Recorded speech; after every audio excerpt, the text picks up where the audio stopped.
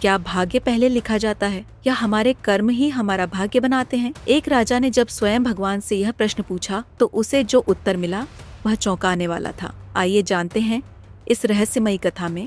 प्राचीन काल में राजा चंद्रकेतु नाम का एक धर्मपरायण राजा था। वह बहुत दयालु और न्यायप्रिय था, लेकिन उसके मन में एक सवाल हमेशा घूमता रहता, क्या हमारा भाग्य पहले से तय होता है या हमारे कर्म इसे बदल सकते हैं? एक दिन राजा को झात हुआ कि महर्षि अगस्त्य एक पर्वत के शिखर पर तपस्या कर रहे हैं। उत्तर पाने के लिए वह तुरंत वहां पहुंचा और महर्षि से अपना प्रश्न किया। महर्षि अगस्त्य मुस्कुराए और बोले, राजन, इसका उत्तर मैं तुम्हें अनुभव से दूंगा। कल प्रातः काल नगर के पूर्वी द्वार पर एक भिखारी आएगा, उसे देखो और फिर मैं तुम्हारे प्रश्न का उत्तर दूंगा। अगले दिन राजा भिखारी की प्रतीक्षा करने लगा। ठीक सूर्योदय पर एक गरीब भूखा व्यक्ति नगर के द्वार पर आया।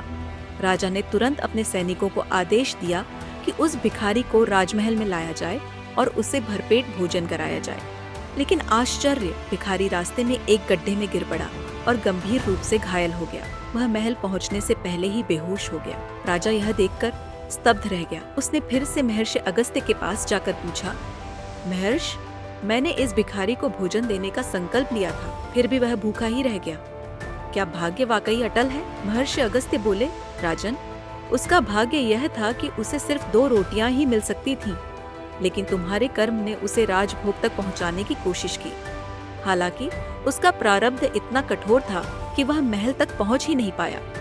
लेकिन ध्यान रखना, यदि तुम बार बार अपने कर्म से प्रयास करोगे तो भाग्य भी झुक जाएगा। राजा को उत्तर मिल चुका था, कर्म से भाग्य को बदला जा सकता है, लेकिन यह तप, धैर्य और निरंतर प्रयास मांगता है। दोस्तों, यह कथा हमें सिखाती है कि भाग्य निश्चित हो सकता है, लेकिन हमारे कर्म उसे बदलने की शक्ति रखते हैं। कहानी पसंद आई हो तो वीडियो को लाइक और शेयर करें। ऐसी ही और रोमांचक पौराणिक कथाओं के लिए चैनल को सब्सक्राइब करना न भूलें।